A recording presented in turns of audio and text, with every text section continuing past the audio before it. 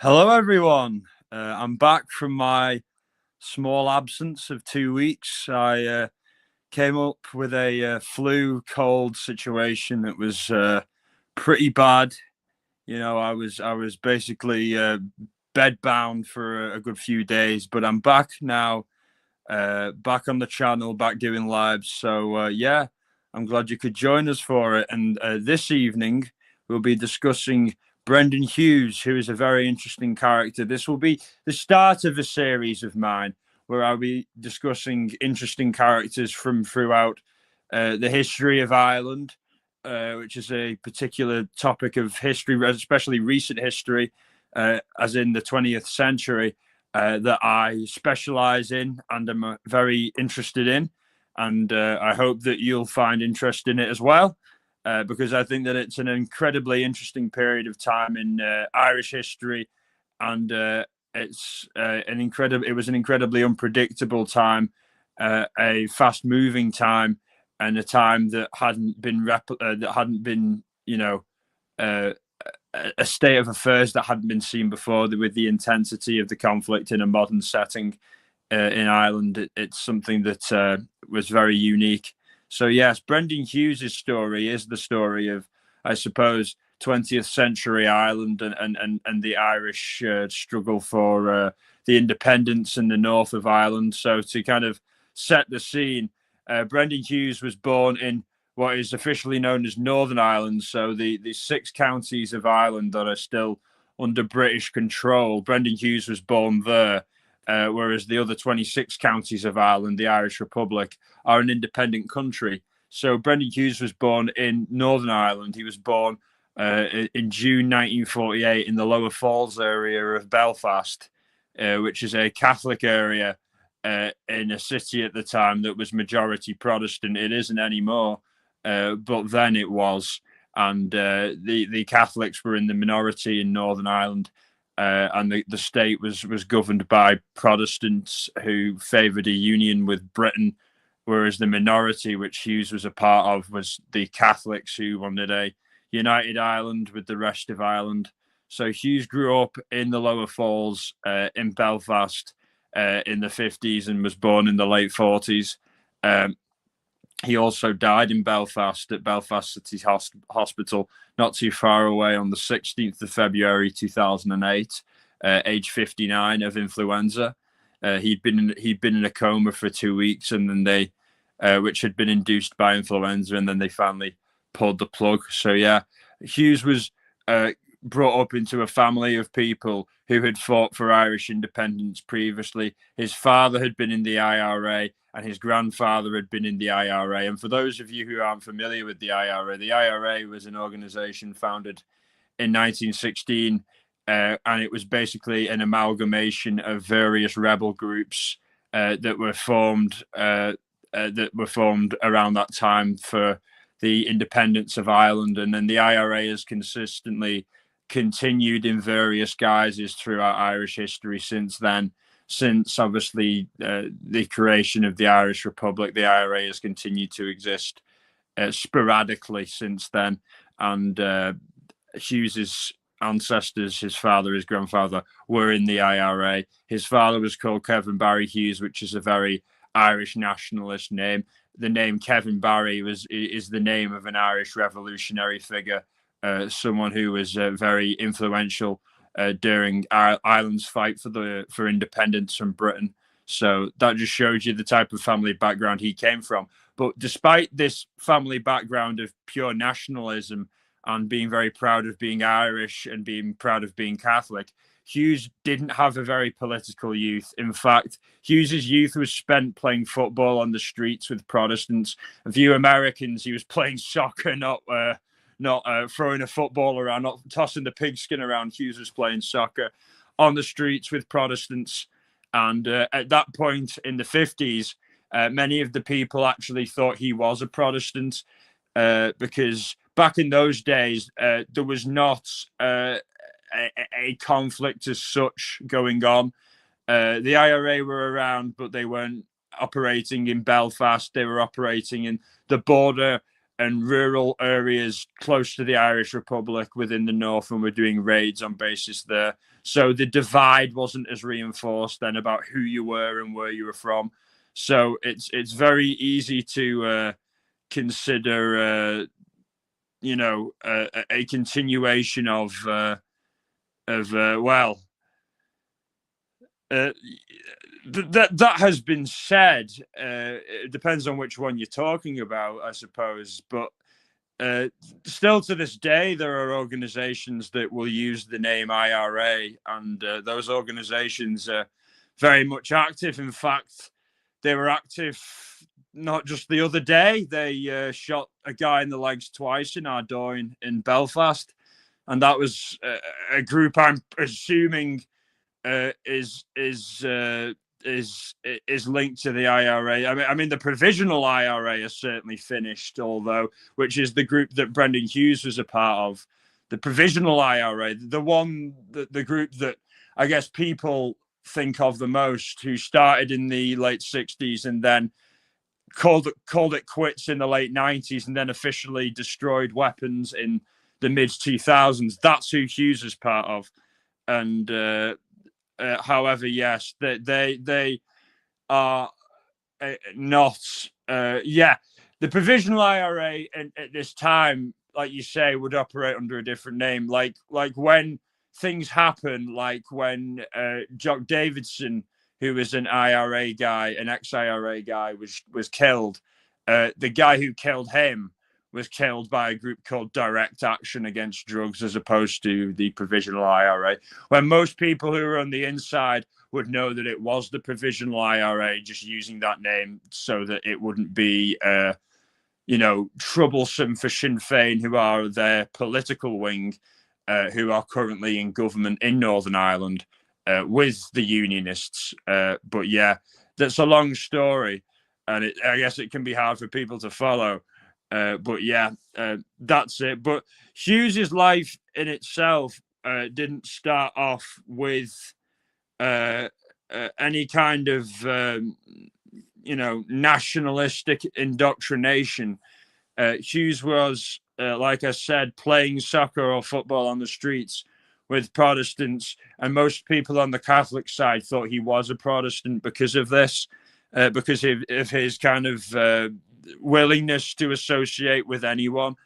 And basically, however, Hughes said that during this time, when he was back home in the lower falls, the IUC or the B specials would kind of like arrest him for a short period of time, or give him tickets for not having lights on his bike or playing football in the street and things like that, essentially because he was a Catholic. So he says that in those early days, he certainly did feel discriminated against in a state that was essentially founded for a Protestant state for a Protestant people, with a Protestant police force, the IUC, and the auxiliary B specials. He certainly said he felt discrimination because of his background at an early age, but this didn't materialize into any kind of militant views or sensibilities until much later in life. And then after Brendan Hughes finished what would be known as high school around 15, 16, he joined the Merchant Navy because his household was so poor, because of the fact that his father and grandfather found it difficult to get a job. And also his mother died very young. So his father was left with 6 kids to provide for. Brendan was one of the 6 kids. So yeah, big family. And his dad found it difficult to get jobs because he was a Catholic, and also because he'd been interned for being involved in the IRA in the 40s. So his father found it difficult to get work other than semi-regular work on building sites that were owned by Catholics. And I think occasionally he'd be able to get spots on Protestant sites, but it would be rare. But that did happen. There were some sites where you could get a job even if you weren't a Protestant. So this is the type of society that Brendan Hughes was brought up into. It's a much different Northern Ireland now than it was then. but then, if you were a Catholic, if you were especially working class as well, you would certainly face discrimination, and you wouldn't have the same rights in terms of property allocation, employment, or voting rights either, because the boundaries were drawn up so that councils were always generally going to be Protestant or Unionist controlled, even in areas that were majority Catholic. So this was gerrymandering done to uphold the control of the state, and these kind of riggings were done away with after the peace process was implemented. But I digress. Hughes became involved in the IRA after he was involved in rioting to defend St. Matthew's Catholic Church during Loyalist pogroms. Basically, it was during a time where Catholics were kind of wanting civil rights in Northern Ireland, and they were faced fierce opposition from the government in Northern Ireland and from extremist Protestants and Loyalist figures like Ian Paisley and others like that, and people in the Orange Order who saw it as an attempt to overthrow the state, because in their mind, Northern Ireland was a Protestant state for a Protestant people, and to give Catholics civil rights would be paving the way to a united Ireland, would be paving the way to Rome. So this is what happened. People like Ian Paisley whipped the Protestant working class up into a frenzy, and then with them backed up by the largely majority Protestant police force, the RUC and the auxiliary B specials, basically invaded Catholic areas, burnt homes to the ground, and people fled to the Republic or other areas of Belfast and further in the north. And it was in that climate, that atmosphere, that Brendan Hughes first became involved in rioting, essentially just to defend the Catholic Church, not with any kind of political mind. But after this incident and after various skirmishes on the street, he became involved in the IRA. He was recruited into the IRA by a man by the name of John Joe McGee, who was later exposed to being a double agent for the British. And I don't think that McGee was working for the British at that point in 69, in 70. I think McGee was turned much later on, but that's only my opinion. He may have been. But yes, Hughes was from a very big family, a big Republican family, and his cousin was actually OC of D Company in the early days. So before he joined, his cousin was already quite a significant figure within the provisional IRA.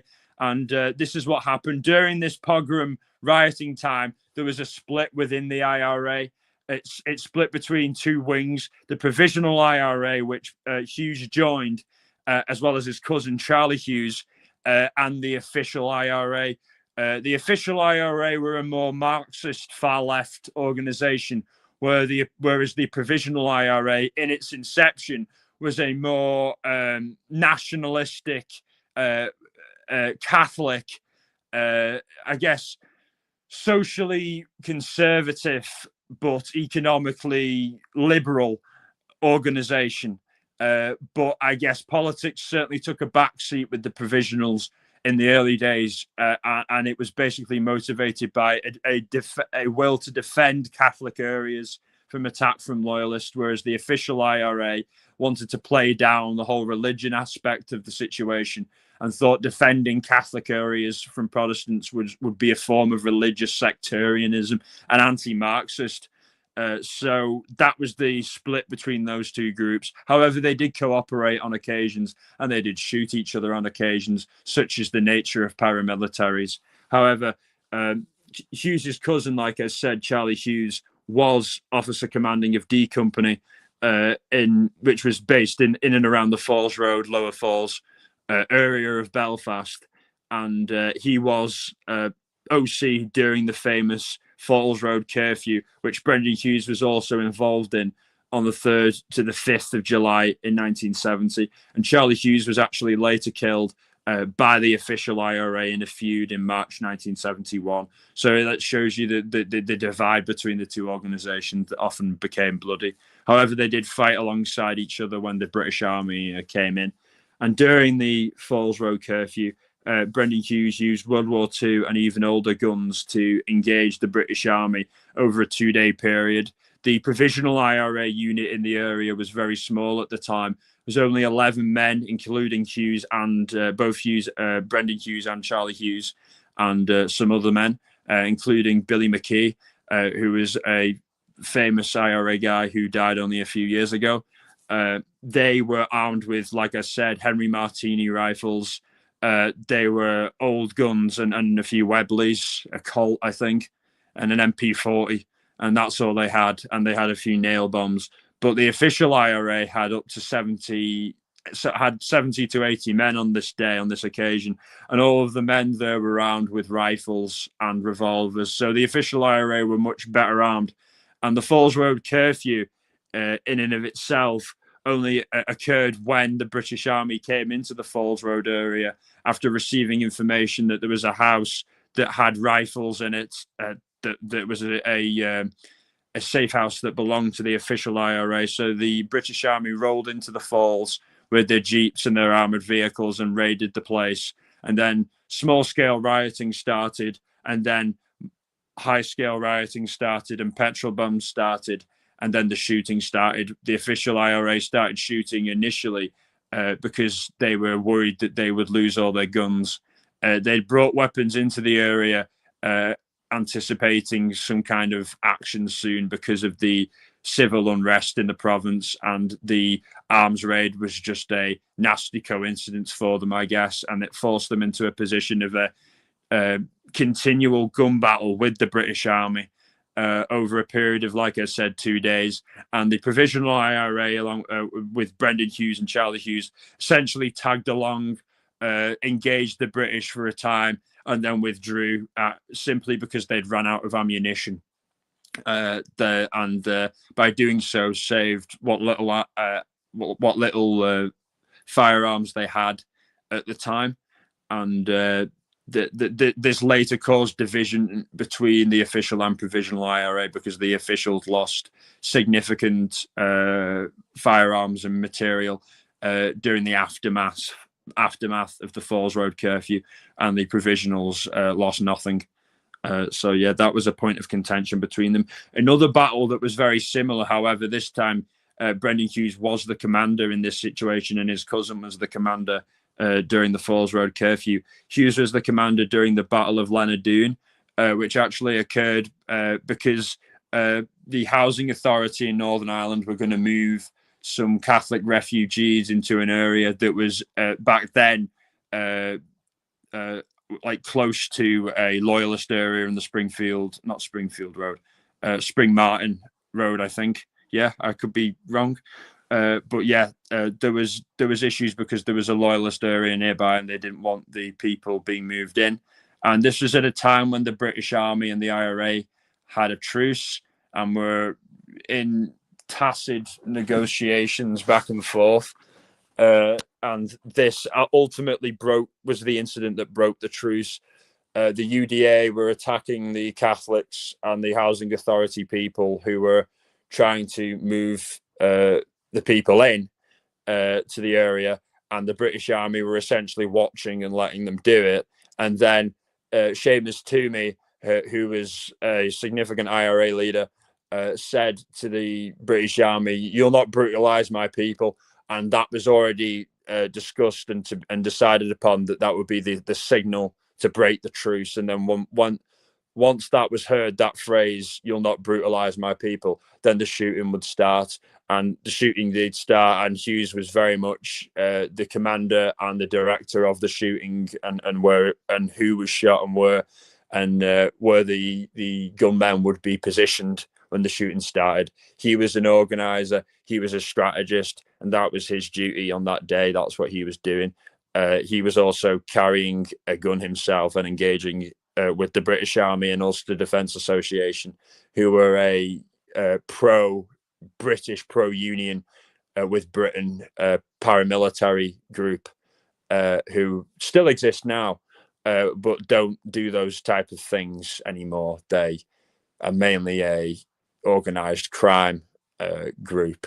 And that's the same with a lot of the paramilitaries in Ireland, that they are nowadays more interested in crime than fighting a war.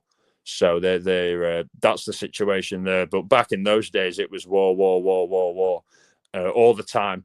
And like in the Falls Road curfew, the official IRA and the provisionals fought together against the British. So that was a point there, despite their tensions. And also, Hughes was the main organizer of Bloody Friday, which was a day where the provisional IRA put around 10 car bombs in Belfast, basically at the same time. And basically, it caused mass destruction to commercial premises and to basically to sack any kind of will of economic investment in the province, and to cost the British government money. Was the aim of this, to have targeted car bombs at commercial premises. And of course, when you put a lot of car bombs, or any kind of car bomb, out on the street, and even if you give warnings, it's very, hi, sure, glad you could join us today. We're doing a little bit of a different type of thing. We're doing a deep dive into a guy who was an Irish revolutionary rebel paramilitary figure, and his interesting life. So it's we're going to be discussing prison breaks, spying, counter spying, or betrayal, all kinds of stuff. So it's very much, this should be made into a film type of thing. So yeah, I'm glad you could join us. I haven't seen you in a while, but yeah, Hughes was the main organizer of Bloody Friday, which was, like I said, a day where the IRA put 10 car bombs out in Belfast at once, and it was essentially revenge in their mind for Bloody Sunday, which had happened in Derry the year prior, and that was where unarmed people who were just protesting for civil rights for Catholics and Protestants and all that kind of stuff were shot dead unarmed by the British Army, just for throwing stones and things like that. And it's a very, traumatic time in Irish history when that happened. And I guess the IRA thought, on the year after, we'll do something to show how powerful and strong we are as a result of that happening. And then the result of that was Bloody Friday, in which Brendan Hughes, the guy we're talking about, was a main organizer of, as officer commanding the Belfast Brigade at that time, which he was. And he said later on in life, hi, Lisa, glad you could join us. Cher's here as well. So it looks like we've got 2 Canadians in chat. And that's great. Both of you are Canadians, so I'm glad you could both join us. We're discussing Brendan Hughes today, who was an Irish revolutionary rebel figure in the 20th century. And it's a story of prison breaks, betrayal, spies, counterintelligence, everything. You know what I mean? It's all kinds of stuff. So I hope you'll stay tuned for it. So yeah, Hughes was the organizer of this day where the IRA put a load of bombs in Belfast, and then he said later on he was filled with a lot of regret and wished he'd never have done it or been involved in it, because of so many people dying in it, who were totally innocent, who weren't involved in the war. And just saying how wrong it was, and how he was saying in an interview that when he was in the safe house and they were hearing all the explosions happening, there were men with him who were cheering, and he was like, don't be cheering, because he knew with the amount of them that were going off, there's no way that the British would be able to respond to them on time, because that's what the IRA would do. They would plant bombs a lot of the time, but then call in to the authorities and tell them that there's a bomb, and generally speaking, where it is and how long they've got until it will go off, so that they can get civilians out of the way. But like I said, once you put a load of them in not too far distant away area, there's no way the authorities are going to be able to deal with it all at once. So you're going to have casualties of civilians. So it's a war crime at the end of the day, and it should be condemned as that. You know what I mean? The British committed war crimes, and the IRA committed some war crimes too, and that's war. Sadly, war is horrible, and it's good that we're at a point in Ireland now where you can go to these places where all of this happened and not have to really worry about anything. I know I said at the start of the live that obviously people like the IRA or groups like that are still around, but they're a lot less active and have a lot less support. And most people these days like to express themselves through politics, through talking, as opposed to the gun. But I digress. On the 19th of July, Brendan Hughes, the guy we're discussing tonight, was arrested on a house on the Falls Road in Belfast for the first time. This is the first time he was ever arrested. He was arrested with famous IRA man and then later Sinn Féin, which is the political wing of the IRA, like the group that kind of advocates for them politically.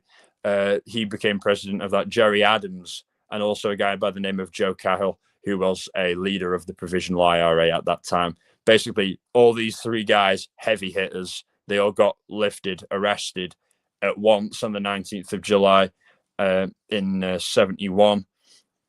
And basically, in 72, sorry. And was when Hughes was arrested, he was beaten and questioned at Castlereagh Interrogation Centre, which is where the British would interrogate all the rebels or the Irish rebels in Northern Ireland.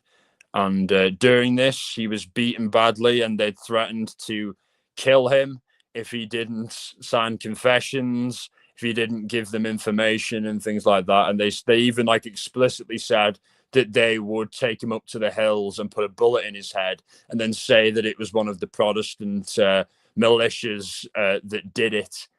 And that would be believed and that no one would look into it at all. So they threatened him with all this. They even put a gun in his mouth and pulled the trigger. Obviously, it wasn't loaded, but that's the type of torture that was done. And like a war crime.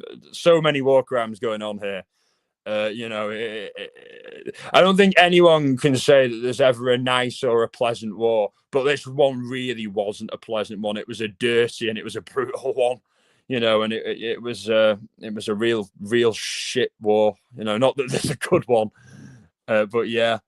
And then on the 8th of December, and after this interrogation, Brendan Hughes was sent to Longcash internment camp. He wasn't actually charged with anything, despite being arrested. He was sent to an internment camp, which basically means you can be arrested and detained without trial. So internment was going on in Northern Ireland at that point. So if the authorities, suspected you in any way of being involved, they could arrest you and put you into this prison without charging you for an indefinite period of time. And this place it was originally known as Longcash. It later became known as the Maze Prison, which was one of the most famous prisons in Europe. And it was considered to be unescapable from when it became the Maze, but many people broke out of it. And I'll do a live about the prison escape of the Maze, because I think that, that is, true crime territory. And I guess this is as well. I would suggest, this is a war. You know what I mean? This guy was in a war, but, there's prison breaks, there's arrests, there's police, there's army, there's that type of thing. So I think it is part of that kind of world. I think that the same type of person who gets an interest in looking at true crime cases will get an interest in looking into this also. I certainly do think that. And he was sent to internment camp, which many others were sent to. Hughes was actually involved in the IRA, but most of the people who were sent to the internment camp were actually not involved in the IRA, were just kind of random people who the authorities thought could be, without any kind of definitive proof, and they didn't need proof because they didn't have to charge these people. They could just do it on suspicion, and that's no kind of justice system at all. But on the 8th of December in 1972, Brendan Hughes hid inside a broken mattress, and he managed to escape in a garbage truck. And during this escape, which was standard procedure at the prison, the guards would basically get this metal spike and they'd prod the trash, the rubbish in the back of the truck, just in case anyone was hiding in there. And Hughes knew this because they'd done intelligence on it, and the spike just missed him ever so slightly. And he remembers being covered in trash and garbage and everything. And just as the spike missed him, never been so happy in his life. And despite being covered and surrounded with trash, he said it was a great feeling. And after that, he managed to flee to County Louth in the Irish Republic after getting a taxi out with some money that he'd had saved over from when he was in prison. And luckily for him, the guy who was the taxi driver was sympathetic to his cause, to Irish independence and in the north and things like that, and sympathetic to the IRA. So taxi driver was more than happy to take him to Louth, to a Republican pub there, where the landlord, managed to make arrangements for his family to come down and stay with him in Belfast, stay with him in Louth from Belfast for a time whilst he laid low, changed his hair, dyed his hair, got a new fake name, and was laying low for a while until he came back to Belfast whilst on the run and set up on the Malone Road in Belfast, which is a Catholic area, but it's a middle-class area. So it's an area that the army wouldn't really be raiding. I wouldn't suspect there'd be many IRA people there, because the IRA were typically in working-class areas of people who didn't have a job or didn't have much prospect of a job, so didn't have anything to lose by joining in the fight.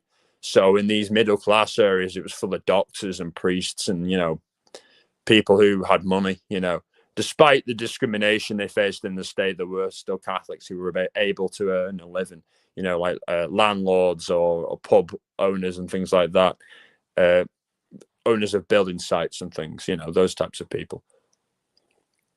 So Hughes set up there, and he adopted a false identity. So this kind of gets quite interesting, of a traveling salesman, which gave him an excuse when he was going through checkpoints to soldiers as to why he was going into various different areas and why he was moving around Belfast. And this enabled him to basically fly under the radar for a while. And it was actually before his initial arrest, before he broke out, that he had earned the nickname The Dark. And he earned the nickname The Dark because of his black hair and his black moustache. The soldiers called him The Dark. And one soldier, British soldier, who was interviewed in a documentary, said he remembers seeing Brendan Hughes engaging his unit, firing on his unit when they were on patrol with nothing more than a small pistol. He said he thinks it was a Webley revolver. And firing on a unit of an infantryman from the British Army who had, modern rifles in the early 70s, and thinking whilst he was being fired on by this guy's got a lot of balls to take on an elite infantry unit with just a revolver, And I think it was around that time that Hughes got the nickname The Dark for his complexion, and earned notoriety because of his daring antics, and obviously his prison escape was a daring antic. His flying under the radar with false identities was a daring antic. He was a very skilled operator. However, this didn't last forever. Hughes was raided on the Malone Road on the 10th of May 1974. So he lasted for a few years doing this. And based from there and conducting his operations from there as IRA officer commanding in Belfast. Hughes was arrested with several guns. He was on his own at this time, and this is when he was actually first given his first official criminal charge from the British state. and it was for 15 years for weapons offences. And this was his first time he was charged, and then he was taken to what had then become the Maze prison. It stopped being the internment camps. All the internees were sent home and released, and the Maze became for IRA prisoners convicted, and also for other paramilitaries in Northern Ireland as well, like the Ulster Defence Association and Ulster Volunteer Force, and also the Irish National Liberation Army and other groups like that, and the official IRA. But yeah, this was the new prison that had been built, the H blocks, that was designed and to be a place that you couldn't break out of, that was unpenetrable and that you couldn't break out of. However, like I said earlier, members of the IRA did manage to escape it on many times. But there was one big prison escape that there were about 17 men who managed to escape that day. Some were recaptured within the day, but some have never even been seen since, so I think I'll do a live on that someday soon. This is something I'll do every now and then to mix it up, with the regular kind of true crime cases, to kind of expand the topics on my channel and the wide range of people that I get viewing my channel, because it can't hurt to have a variety of different types of content, because I know I'm not just into true crime. I'm into conspiracy theories, I'm into music, I'm into history, you know what I mean, history of Ireland, history of conflicts and conflict resolution, and things about how to develop peace, and things like that. So I'm interested in all these kinds of things, and I learn a lot from it. But yeah, Hughes was sent to the H blocks, which had been newly built and was a very tough prison. And they were called the H blocks because the units were shaped like H's, and there were different H's: H1, H2, H3, H4, etc. And like within it was the central part of it was where the guards were, and the guards controlled it. And there was one side of the H that was for prisoners, and the other side was for prisoners, and then the middle, the only way you could get in or out was like a center for the guards. And the number of guards there was a lot higher than you would expect at any other kind of prison, to accommodate the fact that there were paramilitaries there. But despite this, there were breakouts. But during his time in prison, Brendan Hughes assaulted a prison guard during a riot. And after this time, the IRA people and all the other prisoners lost what is called special category status. And special category status was an acknowledgement from the British government that the IRA people who were in prison were there for political reasons, so didn't have to wear an ordinary prison uniform because they weren't considered to be common criminals. They were considered to be political, or prisoners of war in their minds, and in their eyes. So that's how they were treated. They were able to have a lot of freedom within the prisons. Before, when they had this special category status, they were able to parade around the exercise yard wearing uniform.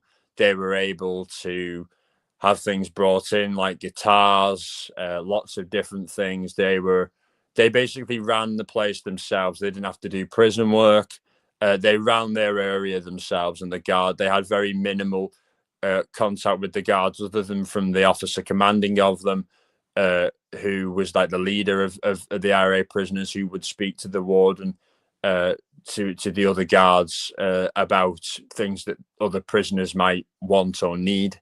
And they were addressed by their name and were called officer commanding, and it was all very formal and very much a recognition of the fact that they're not just criminals, that this is a war, and that they're combatants, and they'll be treated how any other combatant would be treated during a war, with dignity, with respect, with rights, and what have you. So this is something that the IRA people really enjoyed in prison. And then, however, this was taken away by the Labour government in 1975, and then this policy was carried on by the Conservatives, who got in with Margaret Thatcher. And this was taken away, and the IRA prisoners were forced and told to say, we're ordered to put on prison uniform, and we're not, called by their names anymore. They were given numbers like prisoners and were issued prison uniform and were asked to do prison work and things like that. And this was totally rejected by the IRA prisoners, including Hughes. And initially, they refused to wear the prison uniform, so just wrapped themselves in a blanket. And then this was called the blanket protest, where they would just wear the blankets and nothing else. And this was a protest to try and get their political status, special category status, rights back. And Hughes was officer commanding the prisoners at this time, and he was leading this protest. And then when the prison the prison regime refused to allow the men out to shower unless they wore prison uniform, then the men started to refuse to wash, or refused to go to wash. So it was a no wash protest then as well. And then they wouldn't be allowed on visits. So they wouldn't have visits either. So it was a no visit as well. But then Hughes became pragmatic and said, we'll wear the uniforms to just go to the visits, to get information in and out of the prison about the situation, about what's going on. And this culminated into a situation where basically the prisoners wouldn't even be allowed to use the bathroom, to use the toilet, unless they were wearing their prison uniform, and they wouldn't be allowed to, after that, slop out when they had a chamber pot, when they'd use a chamber pot after not being allowed to go to the bathroom. The authorities wouldn't take it from them, so they started a dirty protest where they would smear basically their feces on the walls. And I can't imagine that type of reality, having to live in a cell all day, every day, surrounded by shit, basically, to put it bluntly. And this wasn't because they wanted to do that. It was because they were forced into that situation, because the British were saying, either you admit that you're criminals and bend to our will, or we won't let you go to the bathroom. And then the IRA prisoner says, well, if you're going to be like that, then fuck you. You're not going to break us. We'll go to these lengths. And fair play to them. I don't think I could do that. You know what I mean? I don't think I don't think I could do that, living in those conditions. I really don't think. I don't think most people could. And then this ended the dirty protests, and then because it didn't work, and then it was decided by Brendan Hughes in 1980 that they were going to start a hunger strike, which was going to mean that they were going to stop eating, basically, and refuse food until the government, Margaret Thatcher's government, gave them the rights to be recognised as political prisoners, as prisoners of war, back. And they weren't going to relent on anything less. And Hughes started this, and Hughes became on the hunger strike himself as well, because he wanted to lead from the front, he said, and not be asking people to do something that he didn't want to do. So he was very much,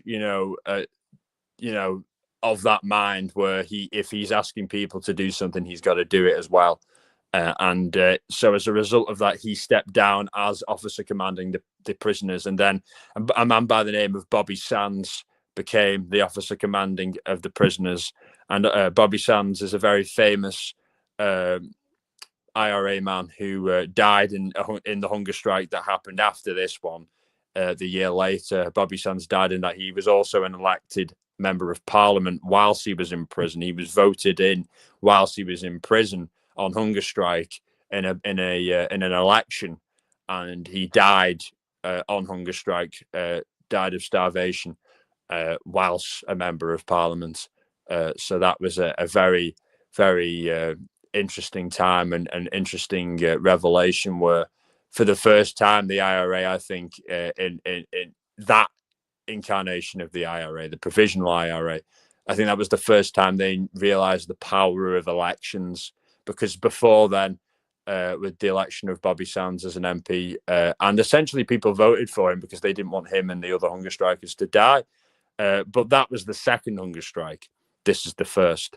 Brendan Hughes was on this one, and Bobby Sands wasn't on the first hunger strike. Brendan Hughes was on this one, and basically, the hunger strike ended when Brendan Hughes was 53 days into it. So Brendan Hughes hadn't eaten for 53 days at this point when it was ended, and Brendan Hughes called it off his own, and it decided and agreed with Sands to call it off because Martin Herson was very close to death, and Martin Herson actually later died on the second hunger strike, and he decided to call it off because of that, and then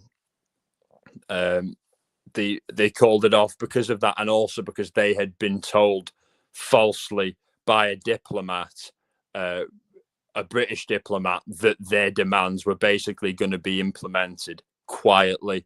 However, this, in the end, after they'd already called it off, didn't come to fruition, and instead they were told they would be allowed to wear civilian type clothes instead of their own clothes, and other various things, and would have to still do prison work and things like that they didn't want to have to do, which they felt would be a recognition of the fact that they're criminal in the British government's eyes anyway.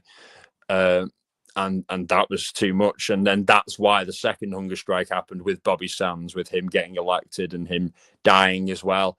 But Hughes was against the idea of the second hunger strike. He said that, like, the first time, it didn't seem like it was getting anywhere when we were all basically on the verge of death. So I don't see it changing any second time round. But he was, I guess, he didn't support the idea of doing it again, but whilst he was there, he was, encouraging and supporting through, through, I guess, spirit and encouragement to the men who were on it, and giving them words of encouragement and things like that, and Bobby Sands and those people. So there was no tension between them or anything like that.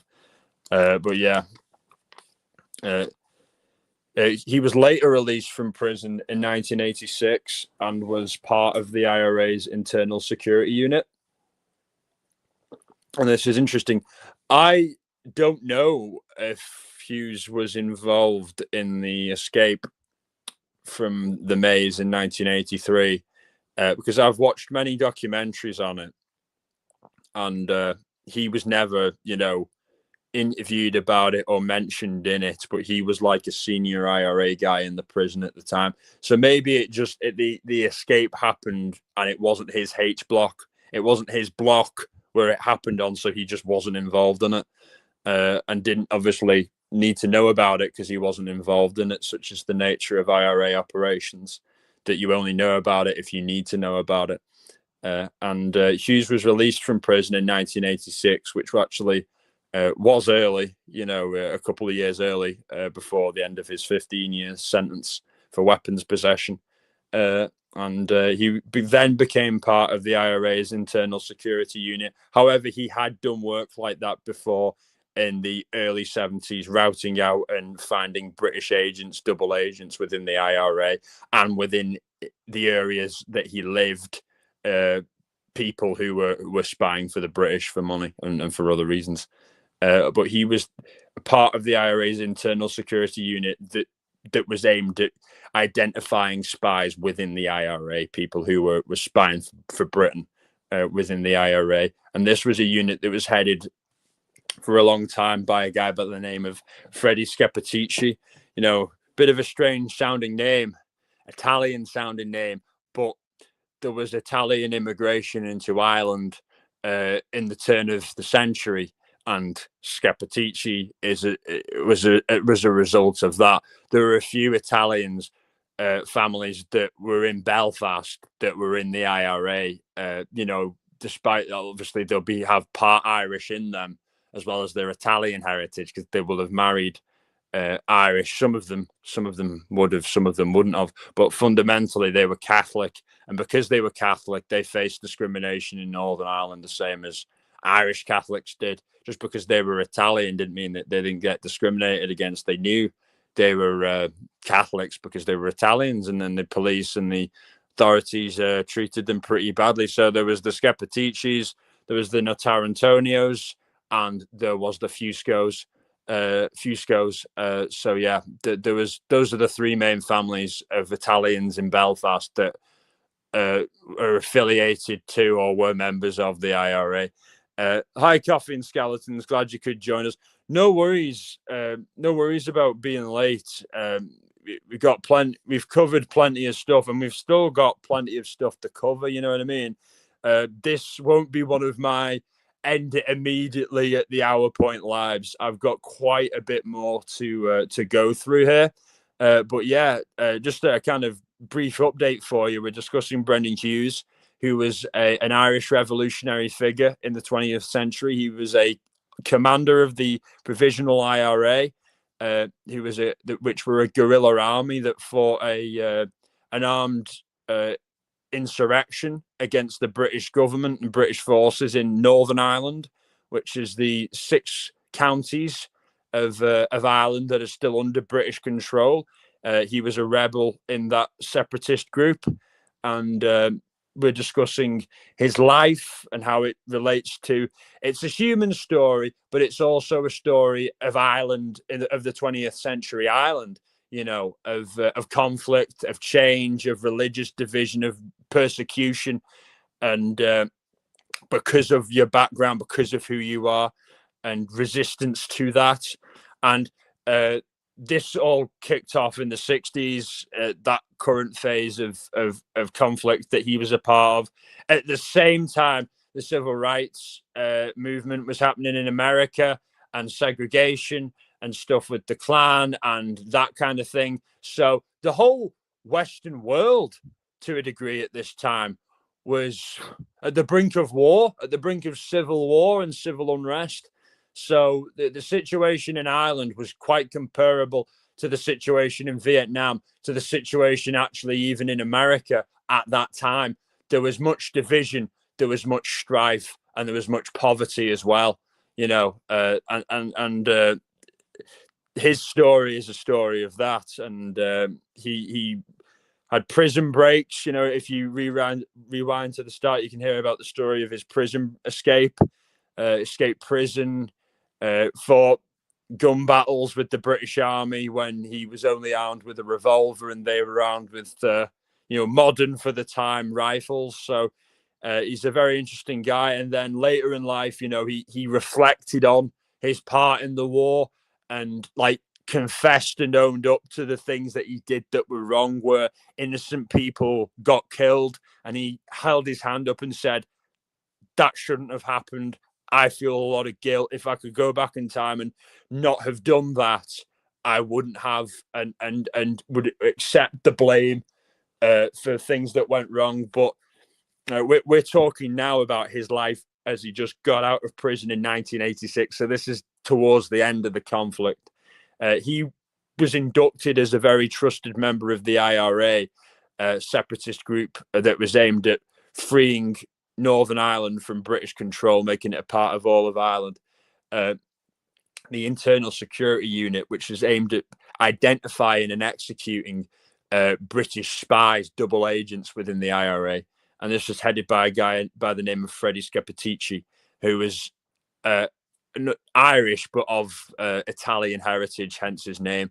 But he was a big figure in the IRA. And it actually later turned out that he, despite being the head of the anti-spy unit, the identifying of spies and snitches unit, he was himself, for the majority of the war, a snitch, an informer for the British Army.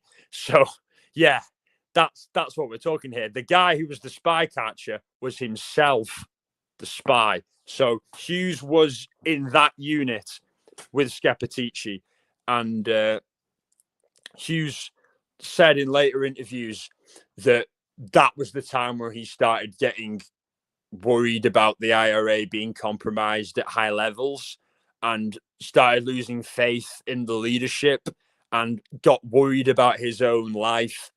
he'd already been worried about his life, from the British Army and from Protestant loyalist paramilitaries who wanted to keep Northern Ireland part of Britain. He was fine with being worried about them taking his life, but that was the time where he was worried about IRA people who were agents for Britain taking him out. That's something that i.e. people that were close to him, people that he knew. And that was a worrying thought, got him uber paranoid as it would anybody. And that was the aim of British intelligence, to infiltrate and to sow seeds of doubt in people like Brendan's mind, in what they would call the dirty war, which was all about spying and infiltration and dirty tricks and things like that. However, yeah, Hughes was significant. Glad you think so. Coffee and skeletons. Yeah, great. I'm glad you're here. I'm glad you're giving it a listen. Yeah, I wasn't sure whether people would take to this or not, and I'm not too bothered really. But I enjoy talking about this stuff, and I just hope other people do too. You know what I mean? If I don't get crazy views, it's not really why I do this. It's just like I like putting my research and things out there, and this I think does relate to true crime and that type of genre. But to me, this is history. This is war.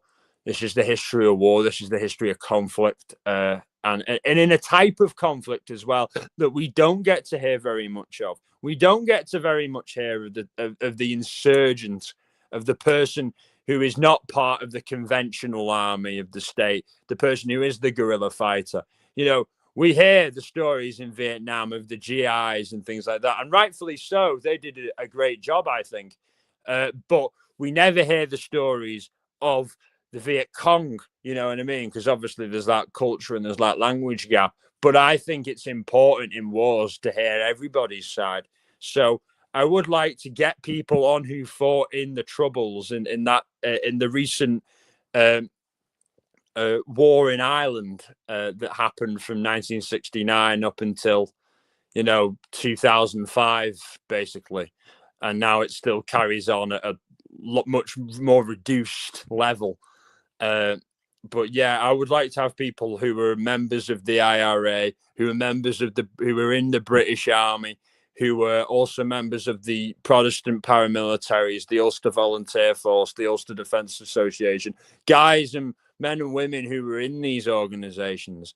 And also just ordinary people who were alive at the time, who were affected by it, and get to hear their perspective on it and how they, reflect on that today, all these years later, and like what their view for the future would be. Yeah, I absolutely agree. I think it would be perfect to get a panel of them on at the same time. Get a guy who was in the IRA on with a guy who was in the British Army and the Ulster Volunteer Force. And despite what people might think, that has been done many a times. These people have sat down with each other and spoken because there was a peace agreement, and people have, there's a settlement where now people can express these views politically a lot easier and know that, when there's a referendum, and if people in Northern Ireland say we want to become part of Ireland, all of Ireland, the British government have officially promised that they will allow that to happen, whereas in the past they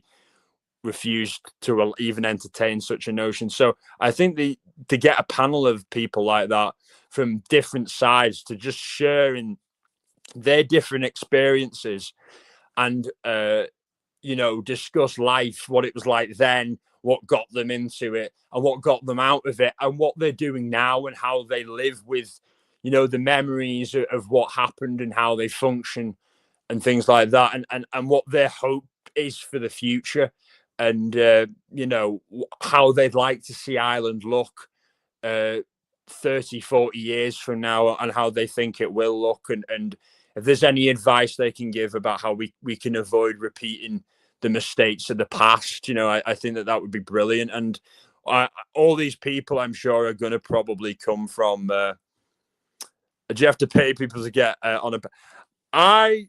Yes, yeah, I would assume so, and I'm not. I am not. I am more than willing to make investments for this channel. I know I'm not monetized. I know I'm not, you can't super chat me yet or anything like that. And that's not really why I'm doing it. But I'm more than willing to invest my own money to give you guys a good live stream like that, a special live stream that brings on multiple people like that from the conflict for like a comprehensive discussion, where it's respectful and it's insightful and people can really gain a lot from it. But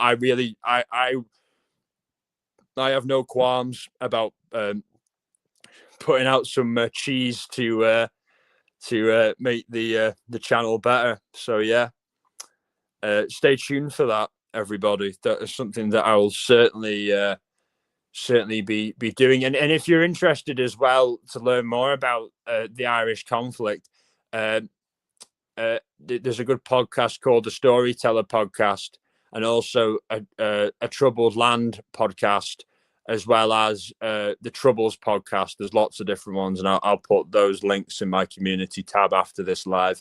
So then they do lives with people like that, and interviews with people who were in that war, and people who were like army bomb disposal guys, IRA bomb planters and bomb makers and things like that. So you got guys who were on both ends of things discussing their lives and what it was like. So you've got a cross section of information there, and he's really good at what he does. He's got some good things on there. But yeah, Hughes was back to Brendan Hughes when Brendan was not head of, but in the internal security unit. His job was to liaise with units in Tyrone and the South Armagh, and these units were known for being generally hostile to, not really hostile, but insular. They didn't really trust the people in Belfast. They thought they were compromised, and they were right, because Freddie Scappaticci was an informer, and there were a lot of other informers in and around Belfast. But Hughes was trusted by these people because he was a hardliner and had been on the run and had broken out of prison and was such a committed guy that he was a guy that would never be an informer. Obviously, Scappaticci was seen as a committed guy, but people can be turned. But I guess Hughes was seen as one of those trustworthy ones, and that's what he was. He was a go-between between units in South Armagh and Tyrone, and he would take information from them, such as things like things that they had, they'd do an operation, they'd do an attack on the British forces. If they got spotted before they engaged, there would be a process where they would engage with Brendan Hughes after the operation and mention that their cover was in some way blown before they shot at or bombed the British Army, suggesting that there was a leakage of information. And then Hughes would go and deliver that to the ISU, so Scappaticci and other people in Belfast, and then they would interrogate people and figure out who the leak was and plug it. And plug it would mean shoot it. Shoot whoever the informer was. And because we now know Freddie Scappaticci was himself an informer, I think it's safe to say that a lot of people who were accused of being informers actually weren't informers. They were just people who were probably very hard line and the British wanted dead. So they used Scappaticci to do it under the guise of them being informers when he himself was one. So that's the type of dirty war you've got going on there. If you're interested in James Bond, if you're interested in spy novels, espionage, this conflict is exactly for you to study. It's absolutely full of it on all sides. The spying and the intelligence gathering that the IRA did, the British did, and the loyalists didn't really. The Protestant paramilitaries didn't really do much intelligence gathering. They were just given it really by the British, and the British a lot of the time used them to kill people that they couldn't be seen to be killing, without giving them a chance to surrender and types of things like that. So they basically used them as a death squad, more or less. So yeah, Hughes was doing that, and notably Hughes uncovered several spies and informers. Most notably, he uncovered British agent Joe Fenton after he got out of prison. So this was in the late 80s. And Joe Fenton was an estate agent who gave IRA guys homes for like on the cheap. And it really is complex. It. When I read this stuff, I think, how could like I just put myself in in the position of thinking like as if I'm in that situation, as if I'm a combatant on one side or another, and thinking about like how paranoid I would be all the time and how I wouldn't be able to get a wink of sleep because I'd be worried about just getting killed by anybody around me all the time. And I guess from listening to people who've done this, you just stop caring and you accept that if it's going to happen, it's going to happen. You can take precautions to try and avoid it, but if it's going to happen, it's going to happen. But yeah, I think like what Hughes was saying in his interviews that he given over the years, because he gave a lot despite being a member of an underground army. When the war was still going on, he gave interviews after he got out of prison. Wouldn't talk specifics of a lot of stuff, but just stuff that he was given approval to talk about. And after the war ended, there was an amnesty for offences committed during it, so he was able to talk a lot more about specifics of things that he did without fearing arrest. And but we'll get into more of that later. But yeah, he uncovered Joe Fenton, who was a British agent who was giving IRA men homes on the cheap, but he was bugging them. That's what yeah, well, he passed away sadly in 2008 at only 59. He'd been on hunger strike in the 80s, so well, if you go on hunger strike, he during that hunger strike he went for 53 days without food. So when you do that, it does take its toll, and being in prison for so many years as well, and it takes its toll on your body. It does catch up with you, and he was a heavy smoker as well, so.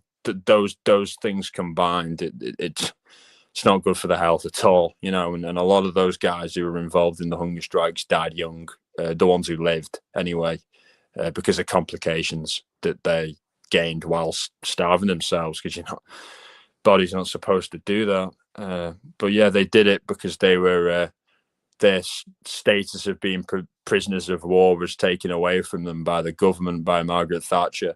Well, actually, not by Margaret Thatcher, by the Labour government, but it was, reinforced by Margaret Thatcher, and she was the prime minister when they started the hunger strike. But yeah, he had figured out that Fenton was an informer because he just said there's something not right about him. Like he was too eager to get to know people and to offer up his services. So Hughes was good at spotting that type of thing, and he found out that he found out the names of people that Fenton had been giving homes to, and all those people were getting picked up by the British Army. They'd all been busted and type of thing. So Hughes realised that all those places were bugged, and did debuggings of them and found the bugs. Like listening devices that were planted there by MI5. And then as a result of that, Fenton fled to England under the pretense of going to a boxing match. And then his MI5 handlers ordered him back to Belfast. And then when he was returned to Belfast, he was killed by the IRA. And Brendan Hughes believes that he was ordered back by MI5 to be killed by the IRA to protect Freddie Scappaticci, because Brendan Hughes wanted to speak to Joe Fenton once he came back to see if he could figure out if there were any more informers at top level, and who was facilitating his ability to offer IRA members homes whilst they were bugged, and who was vetting him and this type of thing. And Hughes said in an interview that he believes Fenton was killed to protect someone higher, And I believe that person was Freddie Scappaticci, who was protected because the intelligence services were worried that Fenton would leak that Scappaticci was a tout as well, an informer. Now, traditionally, informers don't know other informers. The security forces won't tell you, but there could be some reason as to why Fenton would have known that Scappaticci was involved. There are a few ways that could have come about, but that's just a hypothesis. And also another famous incident that Hughes is involved in with an informer, this going back to 1972 in December, and going back into 1972 in December, Hughes basically was interrogating Jean McConville, who was a mother of 10 in Belfast, and she was accused of passing on information to the British Army that was getting IRA members' homes raided and arrests and things like that. So Hughes was interrogating her, and he initially wanted her to be exiled from Ireland, just take her kids and leave. No worries, coffee and skeletons. He wanted her to just take her kids and leave. And usually the punishment for someone informing was death. But he, because of her being a mother of 10 kids, he wanted her to just leave and get out of there. But then, outside of his control, she was abducted and she was killed by Gerry Adams, not personally by Gerry Adams, but on the orders of Gerry Adams, who was a close friend of Brendan Hughes at that time. And they remained friends up until the mid to late 90s when they fell out. And I'll get into why that happened later on. In 1990, Brendan Hughes appeared at a press conference in Bilbao in the Basque country in Spain. And it was organised by the political party Herri Batasuna. And it was calling for the release of prisoners belonging to the group ETA. And ETA is a separatist group that existed in the Basque country in Spain, who fought against the Spanish government to get independence for their country called Euskadi, which is the Basque country, where they have their own language, which is Basque, which is very different to the Spanish language, very unique and a lot older.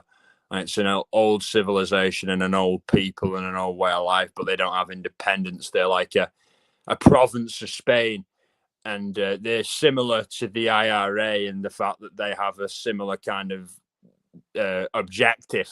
They're separatists. They want to separate their themselves from being run by as they would see it, a foreign country.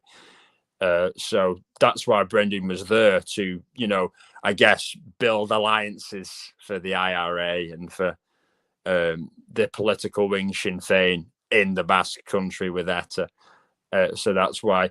But him and Gerry Adams, who, initially joined the IRA around the same time together, did major operations together, it was Gerry Adams who asked Brendan Hughes to go on the Queen Mary, the ship, the Queen Mary, to America to buy Armalite rifles, the AR-180s, which is the gun that's like most, I guess, associated with the provisional IRA. Obviously, the AK-47 was often used by them and was quite a staple as well.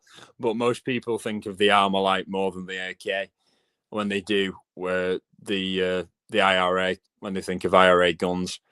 And it was Gerry Adams who sent Brendan Hughes over to America to get those guns and to bring them back on the Queen Mary, which he did. And so that's their closeness. They were interned together. They were arrested the first time back in the early 70s together. They lived together in the 90s. Brendan lived there when him See, obviously, he had his wife, he had his kids, but his marriage broke down. His wife got sick of, being married to a guy who was never basically there, because if he was either in prison or on the run, so he couldn't really spend much time with her or the kids, so it caused a breakdown in their marriage, which is the case for a lot of people in the conflict. It's difficult to have a normal married life, but also be constantly moving house to house every night and wanted by the authorities or imprisoned. And it's a tough life. It's a tough thing for anyone to have to put up with. It's a huge burden. So he was living with Jerry in the 90s, and then ultimately they had a falling out because Jerry Adams became leader of Sinn Féin, which was the political wing of the IRA, who advocated for Irish independence, and the basically gave the IRA's views a platform and contested elections and things like that. And Jerry was the leader of that for a long time, up until 2018. So he was leader of it for a long time.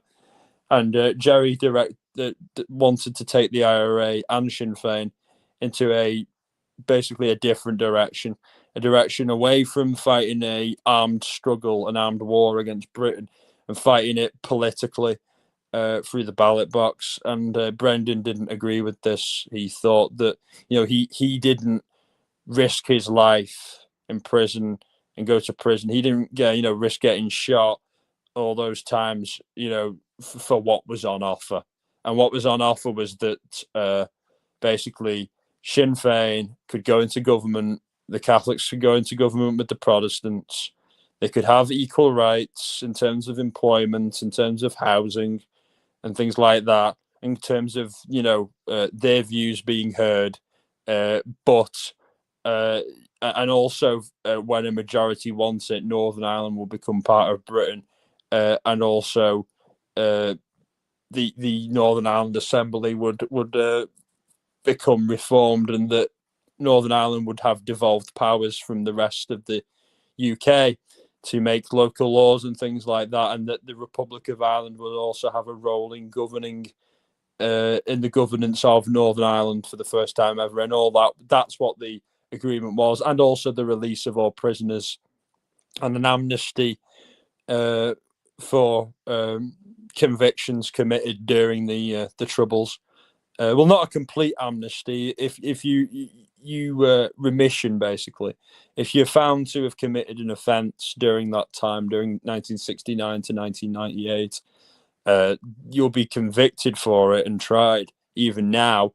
But say if you killed somebody, you confess to it now, and you killed somebody back then in the war, they'll only give you a max 2 years in prison to do, even if you killed somebody. So like that's the agreement that was reached. But to Brendan, that wasn't enough. He fought a war to get Britain out of Ireland, and that was the only thing that was going to be enough for him to accept a peace.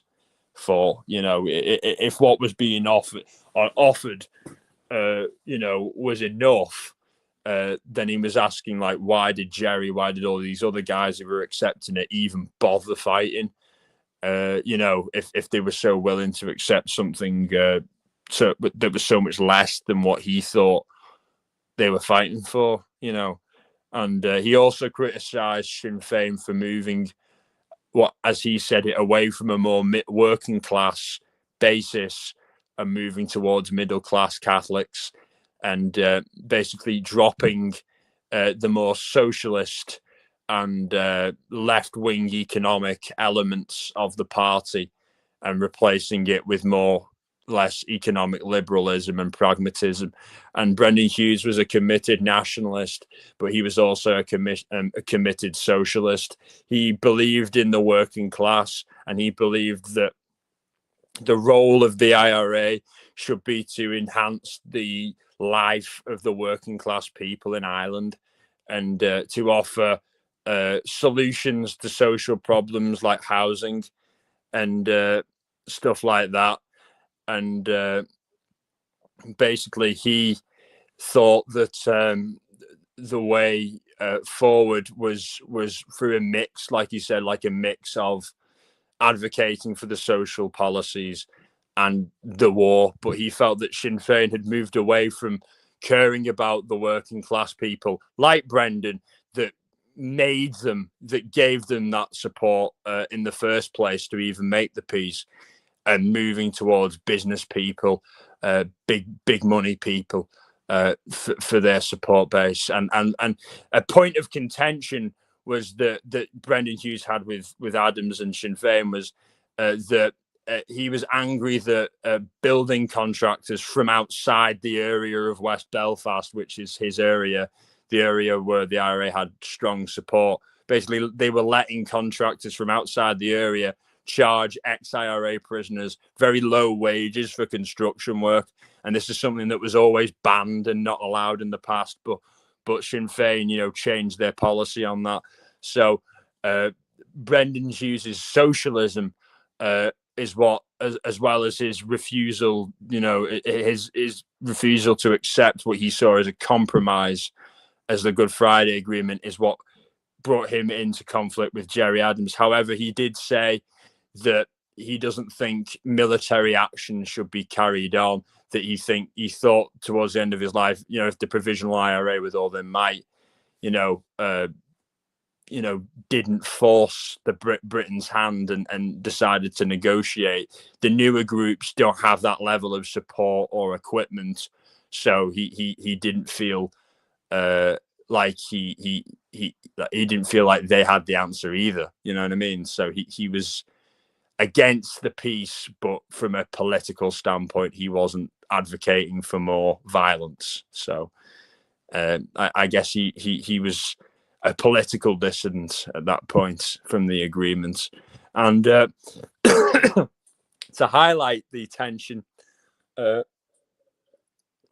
between Brendan Hughes and the Provisional IRA and Sinn Féin and his old comrades, he carried the coffin of murdered real IRA commander of Belfast, Joseph O'Connor, who was killed in 2000. Joseph O'Connor was killed by the Provisional IRA, by the organisation that Brendan Hughes used to be a member of and had fallen out with.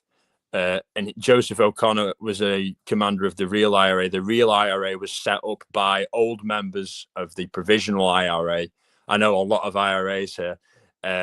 Because obviously there's only the original IRA, and then after the original IRA in 1916, all the other IRAs were just known as like the anti-treaty IRA up until 1969-70, where it became the official IRA and the Provisional IRA. And the Provisional IRA were the dominant movement still to this day of IRA, the most popular ever, the most militarily active IRA since the original one.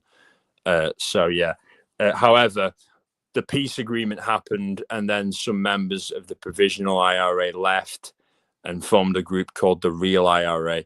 And Joe O'Connor was a commander in the Real IRA in Belfast, and he was gunned down by the Provisionals. And Brendan Hughes was angry at this because he knew Joe O'Connor and saw it as the Provisionals and Sinn Féin doing the British state's dirty work, and a sign that his old comrades had essentially sold out and were now the enemy of Irish freedom in his mind, and that's how he saw it. So he carried the coffin of Joe O'Connor at his funeral, and that was a sign that Hughes was fully split with Sinn Féin and the mainstream Irish nationalist movement. That he, while not completely agreeing with the likes of the Real IRA and people like that, he said that he didn't deny the rights of those people to wage war. He just didn't want to be involved in it anymore himself, which is more than understandable.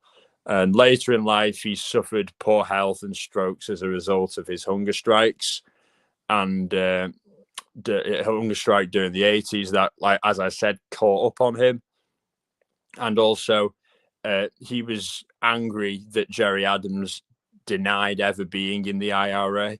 And Hughes said at the end of his life, he said that, a war was fought for 30 years, and the reality is that people like myself, meaning Hughes, uh, you know, have to bear responsibility for the fact that a lot of people died. There was all those deaths. And Jerry was a major player in the war, and yet he's sitting there denying it.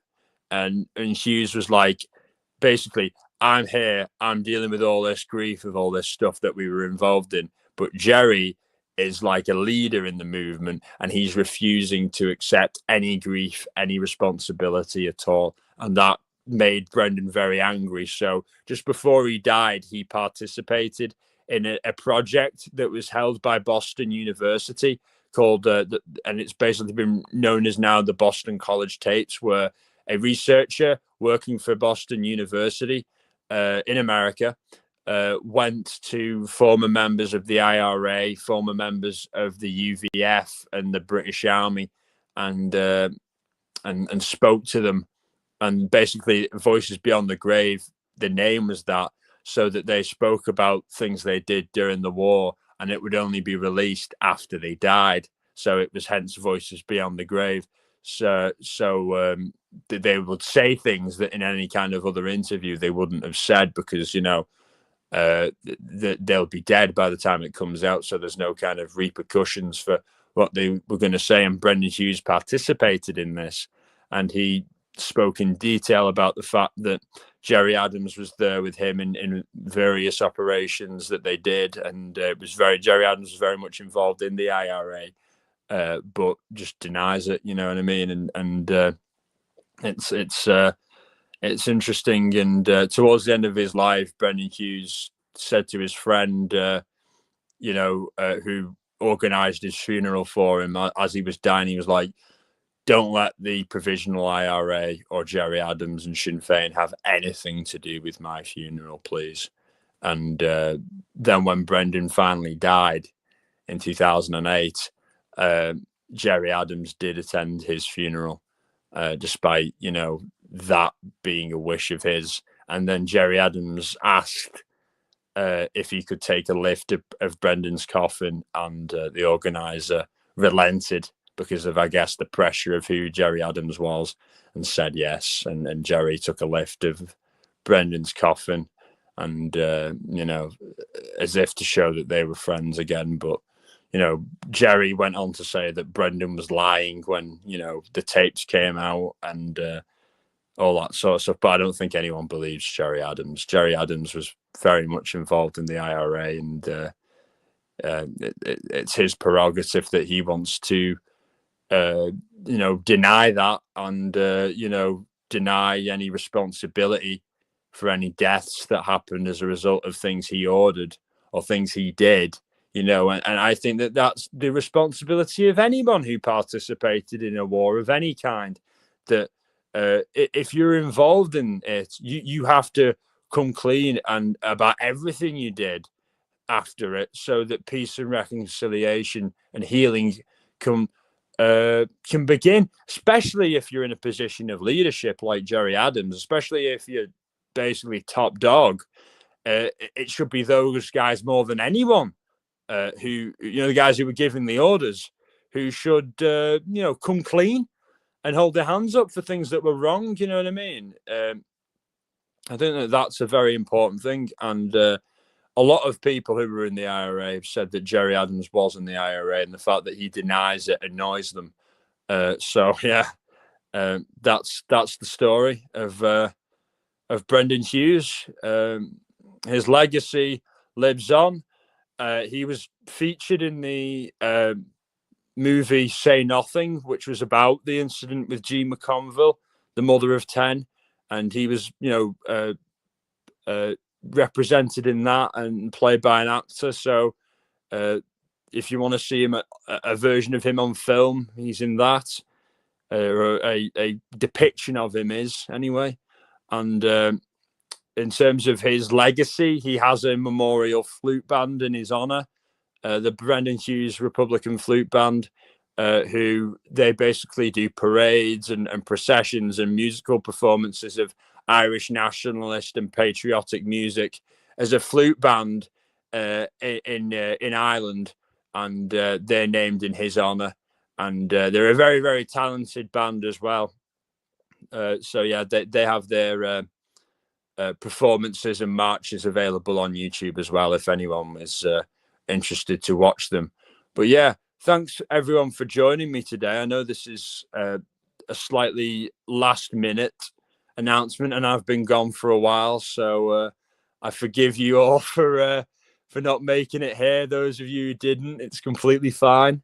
And those of you who are watching on the replay, I hope you enjoy, and I hope you've enjoyed this. And those who are watching, I hope you've enjoyed this deep dive into the life of Brendan Hughes. And I hope to do more profiles of people who were, significant in conflict, in wars, in life in general. Not just conflict, but in life in general, who led interesting lives that were high energy, that were exciting, that were full of action.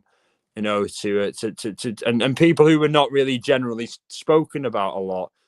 People who aren't really very well known, other than if you're, Irish, or if you're of Irish descent, you know what I mean, or if you're from Belfast, or if people who aren't internationally well known, basically, but still have had very interesting lives that I think should be shared. But yeah, thanks very much for today and for joining me. Upcoming lives, I'll be doing a live and update on MH370, the missing plane that I did a live on 2 years ago. The missing plane, and that still hasn't been found.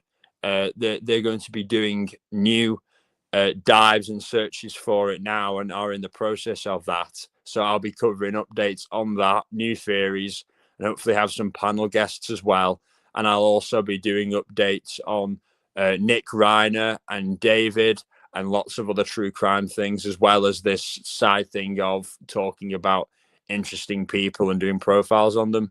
And hopefully some new music will be released from me as well soon.